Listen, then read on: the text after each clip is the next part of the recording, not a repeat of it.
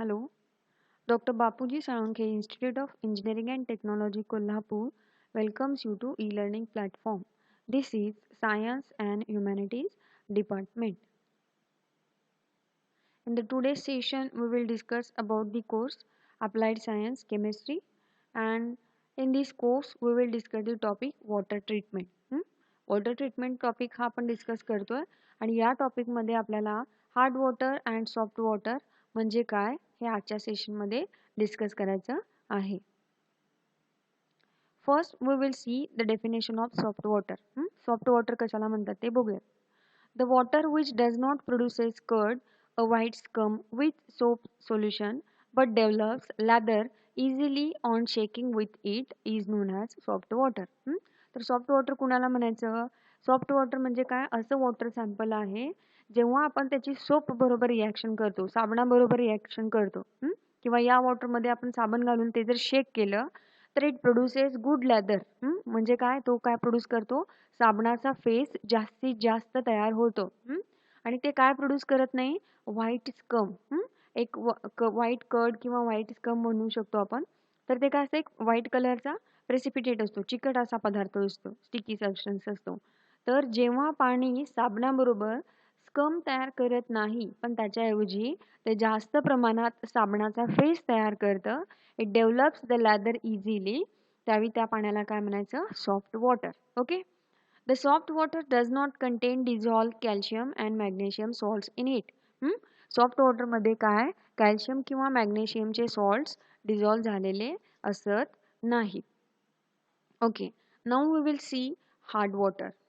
The water which does not produce lather on shaking with the soap solution but produces curd, a white scum with it is known as hard water. Hard water कशाला म्हणायचं? जे water काय produce करत नाही? Leather. म्हणजे ज्या पाण्यामध्ये साबणाचा पेस्ट जास्त तयार होत नाही पण त्याच्याऐवजी काय तयार होतं? अ व्हाईट स्कम. व्हाईट कलरचा स्टिकी सबस्टन्स तयार होतो, त्या पाण्याला काय म्हणायचंय? Hard water. म्हणजे थोडक्यात लक्षात आलं, ज्या पाण्यामध्ये साबणाचा फेस जास्तीत जास्त तयार होतो त्या पाण्याला काय म्हणायचं? Soft water. आणि ज्या पाण्यामध्ये साबणाचा फेस तयार न होता त्याच्याऐवजी व्हाईट स्कम तयार होतं त्या पाण्याला काय म्हणायचं? Hard water. Now we will see the causes of hardness of water.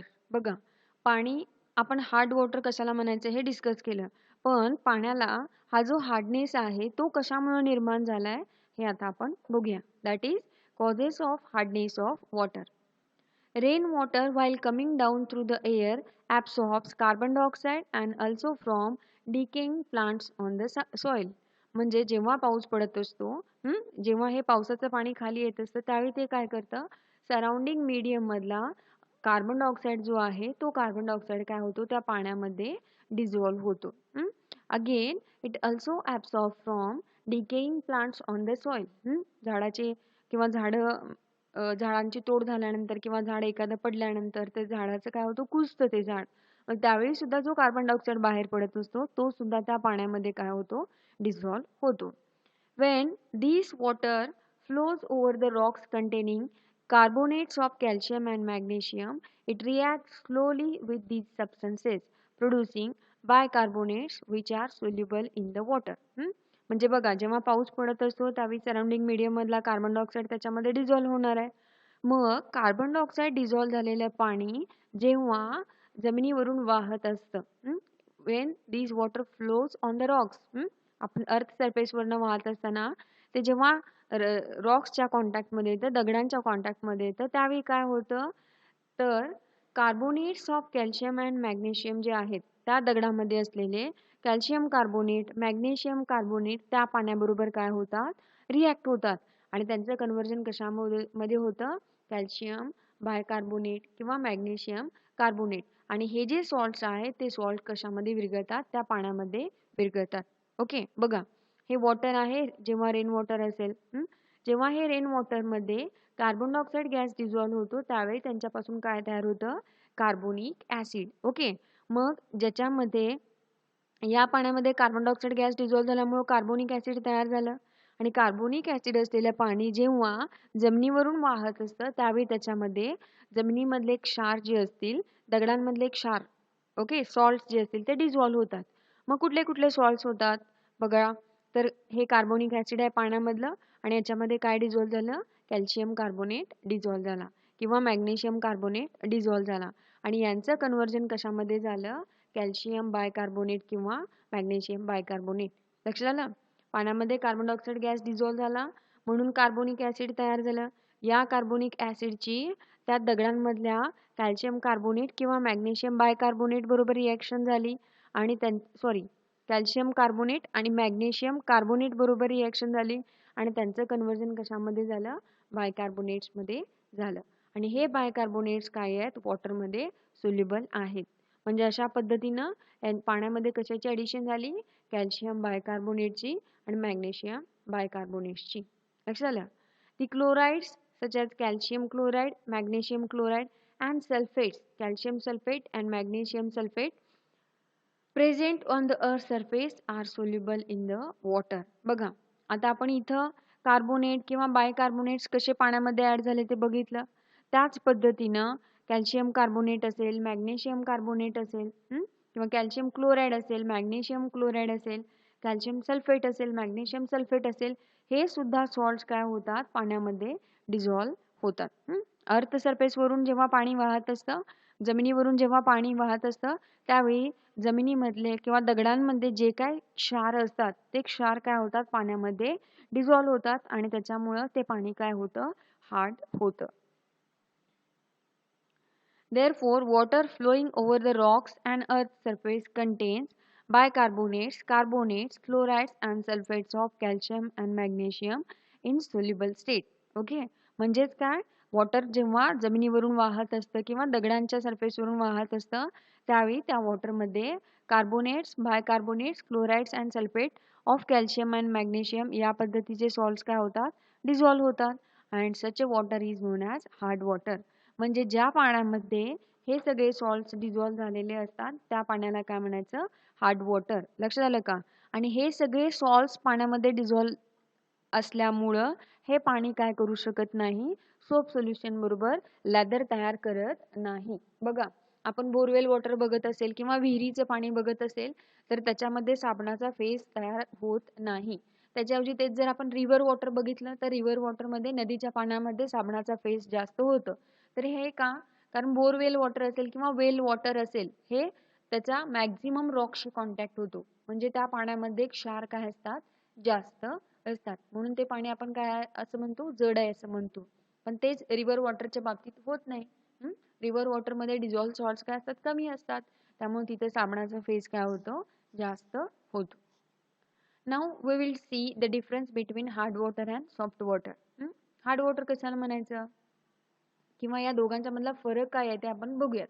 बघा hard water, it does not give leather with the soap freely. जे साबणाबरोबर फेस तयार करत नाही त्याच पाण्याला काय म्हणायचं, hard water. It readily forms lather with the soap. जे पाणी साबणाबरोबर जास्त फेस तयार करतं त्याला काय म्हणायचं, soft water. Magnesium and calcium salts are present in it. म्हणजे हार्ड वॉटर किंवा हार्ड वॉटरमध्ये काय असतात, कॅल्शियमचे किंवा मॅग्नेशियमचे सॉल्ट्स काय असतात, डिझॉल्व्ह झालेले असतात. तर सॉफ्ट वॉटरच्या बाबतीत काय आहे, it is free from magnesium and calcium salts. जे सॉफ्ट वॉटर असतं त्याच्यामध्ये कॅल्शियमचे किंवा मॅग्नेशियमचे सॉल्ट्स डिझॉल्व्ह झालेले नसतात. Now we will discuss the types of hardness. पाणी हार्ड कशामुळे होतं हे आपण बघितलं. पाण्यामध्ये वेगवेगळ्या प्रकारचे सॉल्ट्स डिझॉल्व्ह झालेले असतात, त्याच्यामध्ये बायकार्बोनेट असतात, क्लोराइड्स असतात, सल्फेट्स असतात. मग या पद्धतीचे सॉल्ट्स डिझॉल्व्ह झाल्यामुळं पाणी काय होतं, हार्ड होतं. Okay, then there are types of hardness. म्हणजे हे जे वॉटर हार्ड आहे त्याचा हार्डनेसचे सुद्धा दोन टाइप्स आपण केलेले आहेत. First one is the temporary hardness and the second one is a permanent hardness. हार्डनेसचे दोन टाइप्स आहेत, टेम्पररी म्हणजे तात्पुरता, परमनंट म्हणजे कायमस्वरूपी. Temporary hardness and permanent hardness. बघा first we will see about the temporary hardness. Definition आपण बघूयात.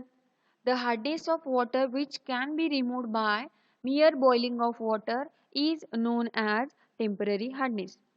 म्हणजे वॉटरचा जो हार्डनेस आहे जो फक्त वॉटरला बॉईल केल्यामुळे आपण रिमूव्ह करू शकतो. सिंपल बॉइलिंग ऑफ वॉटर, पाणी उकळलं की जो हार्डनेस पाण्याचा काय होतो, रिमूव्ह होतो, त्याला काय म्हणायचं, temporary hardness. Okay. The temporary hardness is due to presence of dissolved bicarbonates of calcium and magnesium and other heavy metals and carbonates of iron in the water. बघा, टेम्पररी हार्डनेस हा कुठल्या प्रकारच्या सॉल्ट्समुळे असतो, तर मोस्टली हा calcium and magnesium बायकार्बोनेट्समुळे असतो.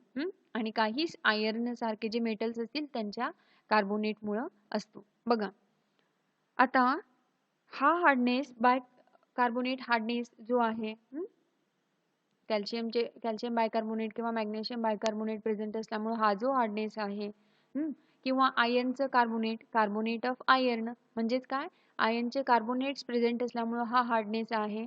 म्हणून आपण या टेम्पररी हार्डनेसलाच दुसरं नाव देऊ शकतो, कार्बोनेट हार्डनेस. लक्षात आलं? Temporary hardness is also known as carbonate hardness. कारण हा कशामुळे आहे, it is due to presence of bicarbonates of calcium and magnesium and carbonates of iron. लक्षात आलं का? कार्बोनेटमुळं हा हार्डनेस असतो, म्हणून आपण त्याला काय म्हणतो, टेम्पररी हार्डनेसलाच कार्बोनेट हार्डनेस म्हणायचं. ओके. मग या हार्डनेसला आपण बॉइलिंगमुळे कसं रिमूव्ह करू शकतो? बघा, due to boiling bicarbonates are decomposed and produces insoluble carbonate and carbon dioxide produced except at the high temperature. म्हणजे बॉइलिंग केल्यामुळं हा हार्डनेस कसा रिमूव्ह होतो, तर बॉईल केल्यामुळं बायकार्बोनेट जे आहे त्या बायकार्बोनेटचं इनसोल्युबल कार्बोनेटमध्ये कन्व्हर्जन होतं. मग आपण पाणी जर बॉईल केलं तर पाण्यामध्ये कॅल्शियम बायकार्बोनेट प्रेझेंट असेल तर त्याचं कशामध्ये कन्व्हर्जन होतं, कॅल्शियम कार्बोनेटमुळे. ओके. आणि आणखी काय प्रोड्यूस होतं, कार्बन डायऑक्साईड. आता हा जो कार्बन डायऑक्साईड आहे तो हवेमध्ये मिक्स होतो आणि इथं नवीन तयार झालेलं कॅल्शियम कार्बोनेट आहे ते काय असतं, हाय टेम्परेचरला इनसोल्युबल असतं. लक्षात आलं का? इनसोल्युबल म्हणजे काय, पाण्याचं टेम्परेचर वाढलं की ते सॉल्ट काय होतो, पाण्यामधनं बाजूला होतो. पाणी उकळलं की पाण्यामध्ये हॉट वॉटरमध्ये ते इनसोल्युबल असतं, म्हणजे विरघळत नाही. म्हणजे थोडक्यात काय, पाण्याला आपण बॉईल केल्यामुळं त्याच्यामधलं जे काय बायकार्बोनेट्स असतील त्या बायकार्बोनेट्सचं कन्व्हर्जन कशामध्ये होतं, इनसोल्युबल अशा कार्बोनेट्समध्ये. म्हणजे कॅल्शियम बायकार्बोनेटचं कन्व्हर्जन कॅल्शियम कार्बोनेटमध्ये होतं. तसंच मॅग्नेशियम बायकार्बोनेटचं कन्व्हर्जन मॅग्नेशियम कार्बोनेटमध्ये होतं. आता हे जे इनसोल्युबल सॉल्ट्स आहेत, हॉट वॉटरमध्ये इनसोल्युबल असतात, त्यांना आपण काय करू शकतो, फिल्टर करून रिमूव्ह करू शकतो. लक्षात आलं? म्हणजे या सॉल्ट्समुळे जो काय हार्डनेस होता तो आपण सिम्पली पाण्याला बॉईल करून काय केला, रिमूव्ह केला. मग अशा पद्धतीच्या हार्डनेसला काय म्हणायचं, temporary hardness. The hardness of water which can be removed by mere boiling of water is known as temporary hardness. म्हणजे ज्या हार्डनेसला आपण काय केलं, पाण्याला उकळून काय केलं, रिमूव्ह केलं, अशा हार्डनेसला काय म्हणायचं, टेम्पररी हार्डनेस. लक्षात आहे? आणि हा हार्डनेस मेनली कार्बोनेट्स किंवा बायकार्बोनेट्समुळे असतो, म्हणून आपण त्याला काय म्हणतो, carbonate hardness. Okay. Now we will see the permanent hardness और नॉन कार्बोनेट हार्डनेस. बघा डेफिनेशन बघूयात. The hardness of water which cannot be removed by mere boiling of water is known as permanent hardness. म्हणजे जो hardness आहे जो आपण simply वॉटरला boil करून रिमूव्ह करू शकत नाही त्या हार्डनेसला काय म्हणायचं, परमनंट हार्डनेस. लक्षात आलं का? and the permanent hardness is due to presence of dissolved chlorides and sulfates of calcium, magnesium, iron and other heavy metals in the water. Okay. म्हणजे परमनंट हार्डनेस आपण पाण्याला बॉईल करून रिमूव्ह करू शकत नाही. आणि हा हार्डनेस कुठल्या पद्धतीच्या सॉल्ट्समुळे असतो, due to the chlorides and sulphates. म्हणजे मॅग्नेशियम क्लोराइड असेल, कॅल्शियम क्लोराइड असेल, मॅग्नेशियम सल्फेट असेल, कॅल्शियम सल्फेट असेल. मग जेव्हा क्लोराइड्स आणि सल्फेट्स हे पाण्यामध्ये डिझॉल्व्ह झालेले असतात त्यावेळी त्या वॉटरच्या हार्डनेसला काय म्हणायचं, परमनंट हार्डनेस. कारण हा हार्डनेस किंवा हे सॉल्ट्स आपण वॉटरला सिम्पली बॉईल करून काय करू शकत नाही, रिमूव्ह करू शकत नाही. ओके. आता याच्यामध्ये परमनंट हार्डनेस जो आहे तो कुणामुळे आहे, क्लोराइड्स आणि सल्फेट्समुळे. हा कार्बोनेट्समुळे आहे का, नाही. लक्षात आलं का? परमनंट हार्डनेस हा कार्बोनेट्समुळे असत नाही, म्हणून आपण त्याला दुसरं नाव काय देऊ शकतो, नॉन कार्बोनेट हार्डनेस. परमनंट हार्डनेसलाच काय म्हणायचं, नॉन कार्बोनेट हार्डनेस. आणि जो कशामुळे असतो, due to dissolve chlorides and sulphates of calcium, magnesium, and other heavy metals. Okay, now we will discuss the difference between temporary and permanent hardness. Temporary hardness आणि permanent hardness मध्ये काय difference आहे ते बघूया. बघा, temporary hardness. The temporary hardness is due to the presence of bicarbonates of calcium and magnesium. Temporary hardness कशामुळे असतो? Bicarbonates of calcium and magnesium. आणि त्याच्या जी परमनंट हार्डनेसच्या बाबतीत काय म्हणले बघा, it is due to the presence of chlorides and sulfates of calcium and magnesium. Permanent hardness हा कुणामुळे असतो? क्लोराइड्स आणि सल्फेट्समुळे असतो. It can be remove by boiling. म्हणजे टेम्पररी हार्डनेस जो आहे तो काय कुठल्या मेथडने आपण रिमूव्ह करू शकतो? सिंपल पाणी उकळलं, पाण्याच्या बॉइलिंगमुळे आपण टेम्पररी हार्डनेस रिमूव्ह करू शकतो. And the permanent hardness can't be remove by boiling. म्हणजे परमनंट हार्डनेसला आपण सिंपल बॉईल करून रिमूव्ह करू शकत नाही. Hardness removal is cheap. म्हणजे टेम्पररी हार्डनेस रिमूव्ह करण्याची जी प्रोसेस आहे ती कशी आहे? चीप आहे, स्वस्त आहे. आणि तेच permanent hardness removal is expensive. म्हणजे परमनंट हार्डनेस रिमूव्ह करण्यासाठी आपल्याला काय आहे, ती प्रोसेस काय आहे, खर्चिक आहे, जास्त पैसे आपल्याला तिथं इन्व्हेस्ट करावे लागतात. Okay, this is the difference between temporary and permanent hardness. बघा, आता आपण काय काय बघितलं बघा. हार्ड वॉटर म्हणजे काय, सॉफ्ट वॉटर म्हणजे काय बघितलं. त्याच्यानंतर आपण हार्ड वॉटर आणि सॉफ्ट वॉटर मधला डिफरन्स डिस्कस केला आणि आपण हार्डनेसचे टाइप सुद्धा डिस्कस केले. Now we will discuss about the unit of hardness. वॉटरचा हार्डनेस आहे तो कुठल्या युनिटमध्ये मेजर करतात, कुठला एकक वापरतात? The hardness of water is express in the terms of calcium carbonate equivalent of water. म्हणजे एखादा वॉटरचा हार्ड आहे, त्याच्यामध्ये डिझॉल्व सॉल्ट्स आहेत, तर ह्या डिझॉल्व सॉल्ट्सचं प्रमाण हे कशाच्या फॉर्ममध्ये सांगितलं जातं? In the terms of calcium carbonate equivalent. लक्षात आलं का? म्हणजे पाण्यामध्ये कितीही प्रकारचे सॉल्ट्स असतील तर त्या सॉल्ट्सचं equivalent of calcium carbonate find out केलं जातं आणि त्या पद्धतीनं पाण्याचा हार्डनेस सांगितला जातो. And the unit of hardness is ppm. Generally आपण कुठलं युनिट वापरतो? ppm, that is parts per million. म्हणजे हार्डनेस जो आहे वॉटरचा तो हार्डनेस सांगण्यासाठी आपण कुठलं युनिट वापरणार आहे? Parts per million. आणि 1 ppm किती असतं? 1 मिलीग्राम पर लिटर. लक्षात आलं का? म्हणजे 1 लिटर पाण्यामध्ये जर डिझॉल्व सॉल्टचं प्रमाण 1 मिलीग्राम असेल, 1 लिटर पाण्यामध्ये 1 मिलीग्राम सॉल्ट डिझॉल्व झाले असतील तर आपण त्याचा हार्डनेस काय असं म्हणणार? 1 ppm. ppm म्हणजे parts per million. Okay, that is unit of hardness is ppm and that is equivalent to milligram per liter. Okay, thank you.